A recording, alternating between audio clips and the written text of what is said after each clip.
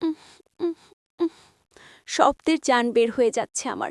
তারপরও কোনো রকম ছাড় পাচ্ছি না আমি। কারণ অতিশয় বিদঘুটে পরিস্থিতি শিকার হয়ে আছি বড় ভাইয়ের বসের সাথে। ভাবা যায়? না, আমি তো ভাবতে পারছি না। কি এক অবস্থা! উফ! আমি লোকটা থেকে ছাড়া পাওয়ার জন্য ছটপট করছি। দুহাতে এলোপাকারি ধাক্কা দিয়ে। কিন্তু লোকটার শক্তি সামর্থ্যের সাথে পেরে উঠছি না। লোকটা বাহুর বল মনে হয় একটু বেশি। তার জন্য লোকটার একটা হাত আমার কোমর চেপে দেয়ালে ঠেস দিয়ে দাঁড়িয়ে আমার সামনে। আর আমি তার দুই বাহুর বন্ধনে আটকে। আসলে তার সাথে আমার কী শত্রুতা আমি তা জানি না, কিন্তু আমার শ্বাসরুদ্ধকর পরিস্থিতি হতে খানিকটা নিস্তের হয়ে আসতে লোকটা একটু এগিয়ে আসলো। আমাকে তার প্রশস্ত বুকে জড়িয়ে নিতেই হঠাৎ যেন তার ধ্যান ভাঙল। আমাকে ছিটকে তার থেকে ধাক্কা দিতেই আমি উপর হয়ে পড়ি সিঁড়িকে উঠে। আমাকে নিচে ফেলেও তার শান্তি হয়নি, বরং রাগান্বিত দৃষ্টিতে আমাকে দেখে নিজের ঠোঁট বাম হাতে মুছে হন হন করে চলে যায় সেদিক থেকে যেদিকে এসেছিল সেদিকে। আর আমি লোকটার ধাক্কার তাল সামলাতে না পেরে ব্যথায় কুঁচকে উঠতে সাথে সাথে ঘুম থেকে ধরফরিয়ে উঠে বসি বিছানায়। বাপরে, কি সাংঘাতিক স্বপ্ন দেখালাম, তাও ভাইয়ের বসকে নিয়ে! ছি! স্বপ্ন যেমন তেমন ছিল, কিন্তু সেই স্বপ্নে লোকটা আমাকে কিস করল, বিষয়টি ভাবতেই হাত পা শীতল হয়ে আসলো আমার। ছি! কি জঘন্য স্বপ্ন! ব্যাটা যদি শুনতে পারে যে আমি রাত বিরাতে তাকে নিয়ে এমন স্বপ্ন দেখে ঘুরে বেড়াই, তাহলে সে নির্ঘাত আমার জেলে পুরে দিবে বিনা বাক্য ব্যয়ে। সাথে এটাও বলে দিবে আমাকে দানা পানি না দিয়ে মারতে। এক কথায় আমাকে জেলে রেখে না খাইয়ে শুকিয়ে মারার ধান্দা করবে এই লোক। আমি কি বুঝি না নাকি? সব বুঝি আমি। হুঁ, আমাকে শুকিয়ে মারতে চাই বজ্জাত লোকটা। তাই যত কিছুই হোক না কেন, উনাকে জানতে দেওয়া যাবে না আমার এই বাজে স্বপ্নটা কথাটা। নয়তো আমাকে শুকিয়ে মরার থেকে কেউ বাঁচাতে পারবে না। সবে অল্প বয়স আমার, এই বয়সে আমার এখনো দুনিয়া দেখা বাকি। আমি এত তাড়াতাড়ি মরতেও চাই না। তাছাড়া এখন নিজের খারাপ লাগছে এই ভেবে কি করে পারলাম এমন একটা স্বপ্ন দেখতে, তাও এমন একটা মানুষকে নিয়ে যার মধ্যে বিন্দুমাত্র ম্যানার্স নেই। মানুষের সাথে কিভাবে কথা বলতে হয় সেটাও জানে না। আমার তো স্বপ্নের কথা ভাবতেই হাত পা ছড়িয়ে ছিটিয়ে কান্না করতে ইচ্ছা করছে। আমার ভাবনার মাঝেই কয়টা বাজে দেখার জন্য ফোন হাতে নিয়ে স্ক্রিনে আলো অন করতেই চোখে পড়ে ফোনের স্ক্রিনে বড় বড় করে লেখা 2:45। তার মানে এখন গভীর রাত। আর গভীর রাতে স্বপ্ন নাকি সত্যি হয়। তার মানে এই স্বপ্নটা সত্যি হওয়ার চান্স আছে। আর যদি এই স্বপ্নটা সত্যি হয়, তাহলে আমি তো বাঁচতে বাঁচতে ইন্না লিল্লাহি পড়তে হবে, যে কোনো সময় কথা ছাড়া। বাহির থেকে এখনও চিৎকার চেঁচামেচি শব্দ এখান পর্যন্ত আসছে। হয়তো সবাই এখনও স্টেজে বসে আড্ডায় মেতে আছে। অবশ্য আমিও ছিলাম সবার সাথে, কিন্তু ভাইয়া আমাকে জোর করেই রুমে পাঠিয়ে দেয়, তাই বাধ্য হয়ে রেগে মেগে শাড়ি পরেই বিছানায় এলোমেলোভাবে ঘুমিয়ে পড়েছিলাম তখন। তাই এখন ভাইয়ের বস আছে কি না, চলে গেছেন, তাও বলতে পারছি না কিছু। আমার এত এত চিন্তাভাবনায় পিছনে ফেলে আবারও বেরিয়ে পড়লাম সবার উদ্দেশ্য। যেহেতু কাঁচা ঘুমটা ভেঙে গেলাম, তাই সবার সাথে আড্ডা দিব বলে ঠিক করলাম। আচ্ছা, যেতে যেতে পরিচয়টা আগে দিয়ে নেই। আমি রিক্তা ইসলাম মায়া। এবার অনার্স ফার্স্ট ইয়ারে পড়ি। আর যাকে নিয়ে এই ভয়ানক স্বপ্নটা দেখলাম, সে হলো আমার বড় ভাইয়ের বস আব্রাহাম রিদ খান। একজন বিজনেসম্যান মানুষ, তবে উনার রাগটা একটু নাকের ডগায়। যা বলে তাই হতে হবে। তার উপর কোনো রকম কথা চলে না কারো। বলতে গেলে ঘাড়তেরা মানুষ। সাথে একরোখা পদবিটাও যুক্ত করতে পারেন। সাথে লোকটা একটু সুন্দর টুন্দরও আছে। আসলে একটু না, অনেকটাই সুন্দর আছে। আমি প্রথম দেখায় মনে মনে এটাই ভেবেছিলাম, ছেলে মানুষকে এতটা সুন্দর হয় বুঝি। আসলে লোকটার উপর ক্রাশ খেয়েছিলাম। তবে লোকটা স্বভাবে খুব গম্ভীর প্রকৃতির মানুষ। অকারণে সারাদিনে 5টা কথাও বলে কিনা তা নিয়েও সন্দেহ আছে সবার। কথা বলতে চায় কম। আর আমি মাশাআল্লাহ, কথা ছাড়া বাঁচা অসম্ভব। কাজের কথা হোক বা অকাজের, জবান চলতে হবে, নয়তো আমার পেটের ভাত সহজে হজম হবে না। আপাতত এতটুকুই থাক, বাকিটা না হয় পরে জেনে নেবেন। আচ্ছা, যাই হোক, রিদ খানকে আমি তেমন একটা চিনি না, বা এর আগে আমার সাথে উনার কখনো কথা হয়েছে এমন কিছুও না। আসলে আমি রিদ খানকে মাত্র কাল সন্ধ্যায় দেখলাম, তাও আমার বড় ভাই মানে আরিফ ভাইয়ার হলুদ সন্ধ্যার অনুষ্ঠানে। আরিফ ভাইয়ার বিয়ে আজ, তাই সে সুবাদে ভাইয়ের বসকেও ইনভাইট করা হয়েছিল আমাদের পরিবার থেকে। রিদ খান সম্পর্কে যতটুকু আমি শুনেছি, সবটাই আমার ভাইয়ার কাছ থেকে জানা। আরিফ ভাইয়া সব সময় রিদ খান সম্পর্কে বলে বেড়ায় বাড়িতে।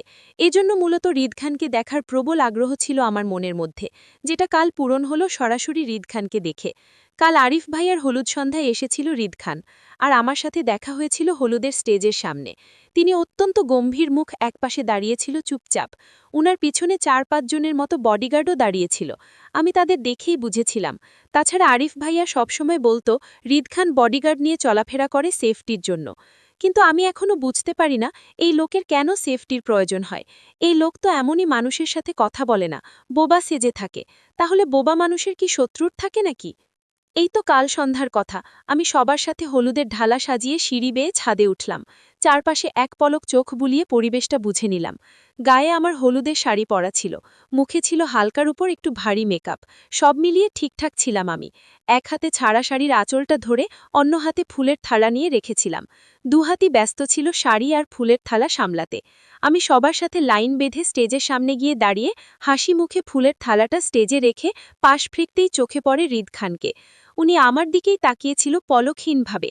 আমি তাকাতেই চোখাচোখি হলো দুজনার। আমার হঠাৎ তাকানোতে উনি তৎক্ষণাৎ দৃষ্টি ঘুরিয়ে অন্যদিকে তাকায়। আর আমি হা হা হা, বোকা রানী উনার দিকে সরাসরি ড্যাব ড্যাব করে তাকিয়েছিলাম, চোখ বড় বড় করে। আসলে অনেকটা থতমত খেয়ে গিয়েছিলাম ওনাকে প্রথম দেখে। এজন্য সেই মুহূর্তে উনাকে ছাড়া বাকি কিছুই চোখে পড়ছিল না আমার। শুধু মনে হয়েছিল সেই মুহূর্তে উনাকে দেখা ছাড়া আমার আর কোনো বিশেষ কাজ হতে পারে না। তাই নিজের মনে করে দেখছিলাম ওনাকে আমি। আমার জীবনে প্রথম ক্রাশ নামক বাসটি তখনই উদয় হয় হৃদ খানকে দেখে। আমার এমন করে তাকানোতে উনি বেশ বিরক্তি হচ্ছিল, তা ওনার ফেস দেখেই বুঝতে পারছিলাম আমি। তারপরও আমার কোনো ভাবান্তর হলো না তখন। আসলে তখন কেমন যেন তবদা খেয়ে গিয়েছিলাম। এজন্য ওনার দিকে সরাসরি তাকানোটা আমার মাথায় কাজ করছিল না। উনার সরাসরি তাকানোতে উনি বেশ বিরক্ত হয়ে উনার বডিগার্ডকে উদ্দেশ্য করে আমাকে বলে উঠে, আসিফ, আমাকে বলে উঠে, ম্যানার্স শিখিসনি? এভাবে তাকিয়ে থাকার কি আছে? ননসেন্স, চকনামা, আর আমার সামনে থেকে বিদে হ। এখানে যদি আমার সামনে আর একটা মুহূর্ত দাঁড়িয়ে থাকতে দেখি, তাহলে আই সোয়ার আমি তোকে জুস বানিয়ে খাবো, উইদাউট সুগার। কথাগুলো বলেই আমাকে আর চোখে একবার দেখে নিলেন। উনার বডিগার্ড আসিফ উনার কথায় কিছু বুঝতে না পেরে হাঁ করে তাকিয়েছিল উনার মুখের দিকে। আর আমাকে কে পায় উনার সামনে? ভৌ দৌড়ে লাপাত্তা হয়ে গিয়েছিলাম তখনই। হবই না কেন? কি সাংঘাতিক ব্যাপার! একটু তাকাতেই আমাকে জুস বানিয়ে খেতে চায়, তাও চিনি ছাড়া। ভাবা যায় লোকটা কতটা ভয়ানক! উফ! হৃদ খানের সম্মুখ থেকে পালিয়ে এসেই মনে মনে শপথ করেছিলাম উনার সামনে আর যাব না বলে। কিন্তু আমার এই শপথটা আমি দীর্ঘস্থায়ী করতে পারিনি। কারণ যতবার আমি ছাদে উঠেছি ততবার বেহায়া চোখ শুধু উনাকেই দেখেছিল তখন। তবে উনি একটি বারের জন্য আমার দিকে তাকাননি। শুধু যে আমি একা হৃদ খানকে গিলে খাচ্ছিলাম তা কিন্তু মোটেও নয়। বিয়েবাড়ির সব মেয়েরাই উনাকে চোখে গিলে খাওয়া টাইপ ছিল। আমার সব কাজিনরা রীতিমতো উনার নামের মালা ঝোপতে শুরু করে দেয় ততক্ষণে। এতে করে অবশ্য আমার কোনো রকম নেগেটিভ রিয়াকশন ছিল না। সুন্দর মানুষ নিয়ে আলোচনা হবে, এটাই স্বাভাবিক। হোক সে মেয়ে বা ছেলে, একটু প্রশংসা তো থাকবেই তাদের সুন্দরের। উনার ক্ষেত্রেও তাই ছিল। হৈহুল্লোর গান বাজনার সাথে আরিফ ভাইয়ার হলুদ ছোঁয়া শুরু হয় 12টার দিকে। সবাই একে একে আরিফ ভাইয়াকে হলুদ লাগাতে শুরু করে দেয়। আমিও সবার দলে ছিলাম, তবে স্টেজের একপাশে বসে হাসি মুখে কাজিনের সাথে আরিফ ভাইয়ার হলুদ পর্ব দেখছিলাম। বাড়ির বড়রা লাগাচ্ছিল। আমার অমনোযোগীর মধ্যে হঠাৎ করেই আমার পাশের চেয়ারটা টেনে বসে পড়ল আমার চাচাতো ভাই জেসান ভাই। বয়সে আরিফ ভাইয়ার সমান হলেও আমার সাথে জিসান ভাইয়ার খাতির জমাতে চায় শুরু থেকে। কিন্তু আমার কেন জানি জিসান ভাইয়ার অতি আধিক্যতা কোনো কালেই পছন্দ হয় না একদম। তাই বরাবরই তাকে এড়িয়ে চলার চেষ্টা করি। কিন্তু এই মুহূর্তে সবার আড্ডা ছেড়ে উঠতে চায় না বলে বসে রইলাম জায়গায়। আর সেই সুযোগটা কাজে লাগিয়ে তিনি এনিয়ে বেনিয়ে অনেক কিছুই বলছেন জিসান ভাইয়া আমাকে। আমিও না পেরে একটু আদ্য অমনোযোগী হয়ে ওনার সেসব কথাগুলো শুনছিলাম। তবে জিসান ভাই বড় ভাই হওয়ার সুবাদে হাসি মুখে কথার উত্তরও দিচ্ছিলাম মাঝে মধ্যে। জিসান ভাইয়ের সাথে কথা বলতে বলতে একটা সময় স্টেজের দিকে তাকাতেই আমার হাসি মুখটা চুপসে যায় তৎক্ষণাৎ। কারণ আরিফ ভাইয়ের বস মানে হৃদ খান আমার দিকেই অদ্ভুত দৃষ্টিতে কপাল কুঁচকে তাকিয়েছিল। তার দৃষ্টিতে না রাগ আর না ভালোবাসা প্রকাশ পাচ্ছিল। আমি তার অদ্ভুত দৃষ্টির মানে বুঝতে পারিনি তখনও। এজন্য আমিও খানিকটা ইতস্তত বোধ করে বারবার তাকাচ্ছিলাম উনার দৃষ্টির দিকে। এজন্য বারবার চোখাচোখি হচ্ছিল উনার অনল দৃষ্টির সাথে আমার। আমাদের দুজনার দৃষ্টি বদলের মাঝেই কেউ একজন আলতো ছুঁয়ে দেয় আমার গাল। নরম হাতের ছোঁয়ায় আমি তৎক্ষণাৎ চমকে উঠে নিচে তাকাতেই চোখে পড়ে 5 বছর ছোট একটি ছেলেকে। ছেলেটি আমার খুব আদুরে। আমার বড় আপুর একমাত্র ছেলে মাহাদি সরকার। ও আবার গাল ছুঁয়ে আদরে গলায় মামুনি মামুনি ডাকছে বারবার। আমি মাহাদিকে দেখে তৎক্ষণাৎ 2 হাতে ঝাপটে কোলে তুলে নিলাম। আদরের সহিত ওর এক গালে ওই গালে পরপর করে জিজ্ঞাসা করলাম কি হয়েছে। ও তৎক্ষণাৎ এক আঙ্গুল তুলে ইশারা করে আরিফ ভাইয়াকে দেখায় আমাকে ডাকছে বলে। আমি মাহাদিকে জিসান ভাইয়ার কাছে রেখে আরিফ ভাইয়ার উদ্দেশ্যে স্টেজের দিকে এগিয়ে গেলাম। আরিফ ভাইয়ার পাশে দাঁড়াতেই ভাইয়া আমাকে দেখে ঝটপট তাড়া দিয়ে বলে ওঠে, মায়া আমাকে তাড়াতাড়ি হলুদ ছুঁয়ে নিচে চলে যা, তোর ছাদে থাকার দরকার নেই, আয় তাড়াতাড়ি আয়, হলুদ লাগাবি। ভাইয়ার কথায় অবাক হলাম। আমার ভাইয়ের হলুদে আমাকে থাকতে মানা করছে আমারই নিজের ভাই। এটা আমার কাছে বেশ অপমানজনক মনে হলো। তাই রাগান্বিত মুখে অতিরিক্ত অপমানের ঘোরে রাগে কিছুই বলতে পারলাম না আরিফ ভাইকে। এজন্য চেতে গাল ফুলিয়ে রাগে হনহন করে চলে আসি আরিফ ভাইকে হলুদ না লাগিয়েই নিজের রুমে। রাগের দুঃখে কান্না চলে আসার উপক্রম হতেই বালিশে মুখ গুজে জেদ ধরে বিছানায় পড়ে থাকতে থাকতে কখন যে এলোমেলোভাবে ঘুমিয়ে পড়েছিলাম আর মনে নেই। আমার ঘুরের রেশ গভীর হতেই তখনই রিদ খানকে নিয়ে বাজে স্বপ্নটা দেখেছিলাম। অবশ্য এতে আমারও দোষ ছিল, কারণ রিদ খানকে দেখার পর থেকে সারাক্ষণ শুধু ওনাকে ভেবে সময় পার করেছি বলে এজন্য রাতেও ওনাকে নিয়ে বাজে স্বপ্ন দেখা আমার নিজেরই।